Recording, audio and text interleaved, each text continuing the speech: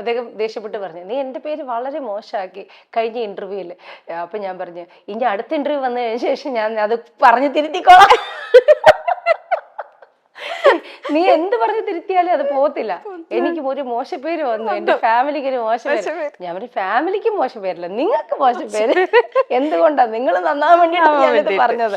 എവിടെ നന്നാവാൻ അടുത്ത ഇന്റർവ്യൂല് അപ്പൊ ഞാൻ പറഞ്ഞു, നിങ്ങൾക്ക് വേണ്ടെങ്കിൽ ഇനി അത് കേട്ടിട്ടാണ് നിങ്ങളുടെ ഫാമിലി എല്ലാവരും കൂടെ നിങ്ങളെ ചവിട്ടണമെങ്കിൽ എന്നെ വേണമെങ്കിൽ നിങ്ങൾ ഉപേക്ഷിച്ചോളൂ, ഒരു കുഴപ്പമില്ല.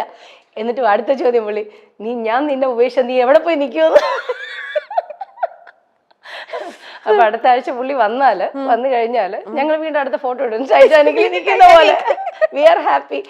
അപ്പൊ ഒരു ലേഡി ട്രിവാൻഡ്രത്തുണ്ട്, അവര് എന്നെ വിളിച്ചിട്ട്, സുമാ ഞങ്ങൾ കുറേ നാളായി കുട്ടിയുടെ ഒരു ഫോട്ടോ കണ്ടിട്ട്, കുട്ടി ഹസ്ബൻഡിൻ്റെയും കണ്ണ് ആൾക്കാർ വെച്ചോട്ടോ, ഒരുപാട് പേര് കണ്ണ് വെച്ച്, നിങ്ങൾ ഫോട്ടോ ഇട്ടിട്ട് കണ്ണ് വെച്ചോ, അതുകൊണ്ട് ഒരുപാട് ഫോട്ടോ ഇടല്ലേ ഏട്ടാ, ദയവ് ചെയ്ത് ഫോട്ടോസ് ഒന്ന് കുറയ്ക്കണം.